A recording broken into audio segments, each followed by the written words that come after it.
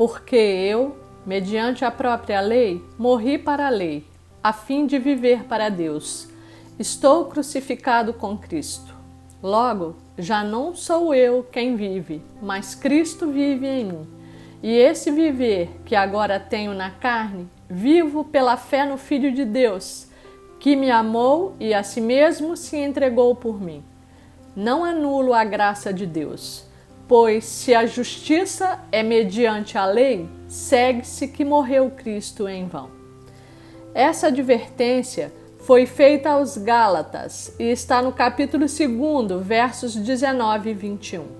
Paulo lhes chamava a atenção, inclusive de Pedro, porque estavam se deixando contaminar por ensinamentos e práticas dos judeus e abandonando o evangelho de nosso Senhor Jesus Cristo, o qual se fundamenta na purificação dos pecados pelo seu sacrifício, o qual, cumprindo a lei mosaica, fez quebrar o seu jugo sobre todos os que nele creem como Filho de Deus e Salvador.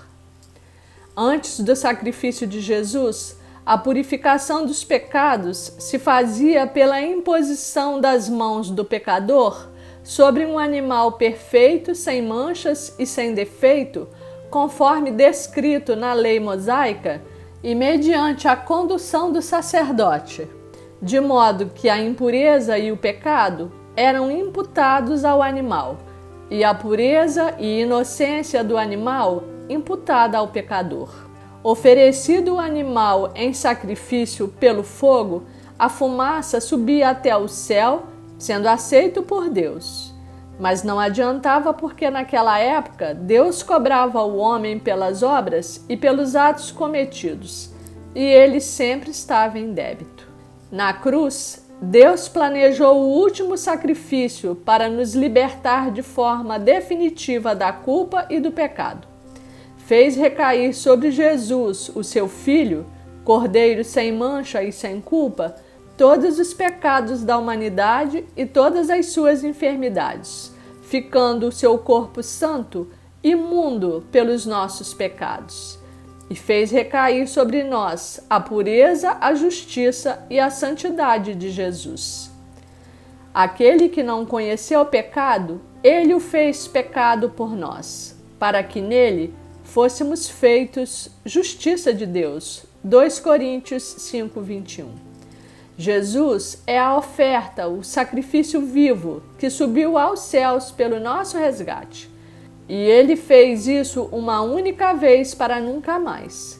A partir do seu sacrifício e da sua ressurreição, todo o legado antigo cedeu lugar ao novo de Jesus, sendo instaurada nele, pelo seu sangue, a nova e eterna aliança, pela qual a salvação vem pela graça, como presente de Deus por meio da fé em Cristo Jesus.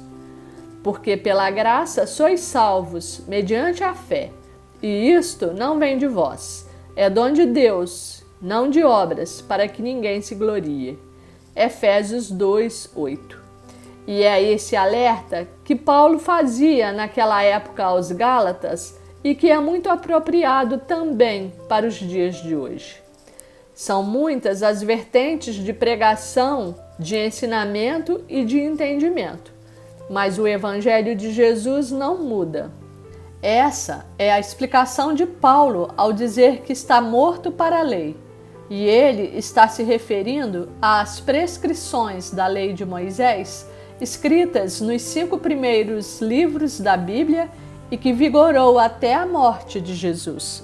Sim, Jesus nasceu judeu, se submeteu à lei e foi o único que a cumpriu por inteiro e até o fim, porque foi o único que nunca pecou.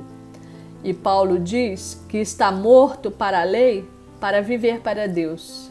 Diz que está crucificado com Cristo no sentido de que cravou a sua vontade própria e as suas más inclinações lá na cruz.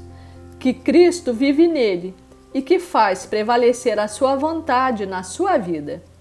Que mesmo estando ainda na carne, Cristo era o seu modelo, agindo assim pela fé em Jesus Cristo, o Filho de Deus, que por amor a Ele se entregara como sacrifício vivo. E ele finaliza dizendo que se a nossa justificação é obtida pela lei, por obras e por ato de justiça própria, Jesus teria morrido em vão, pois ele se entregou justamente para que fôssemos livres, para que fôssemos tornados justos, salvos e filhos de Deus. Por isso ele diz: não anulo a graça de Deus. Que palavra, meu irmão e minha irmã! O Senhor Jesus está falando conosco, porque os ventos da antiga lei continuam soprando, assolando o povo de Deus com sofrimento, colocando medo em seus corações, no ensinamento torto de que Deus vive apontando e contando os seus erros e pecados e esperando a hora para dar o troco, colocando nas mentes dos homens o sentimento de que é filho renegado, sem valor, e de que não é digno de receber nenhuma bênção e nenhum favor. Nós não temos merecimento, de fato, mas a fé em Jesus nos reveste da santidade de filhos de Deus. Aceite na mente e no coração, pela fé em Jesus Cristo, que você é filho amado, comprado por alto preço e que já foi liberto, lavado, redimido, justificado e salvo pela graça de Deus, pelo amor de Deus e pela sua bondade. E eu agradeço por essa palavra de confronto e de libertação, pedindo ao Espírito Santo que limpe a nossa mente de toda acusação, pois mesmo diante de nossos erros, falhas e pecados, a palavra de Deus diz que onde abundou o pecado, superabundou a graça. Possamos viver por fé em Cristo Jesus e não anulemos a graça de Deus. Amém.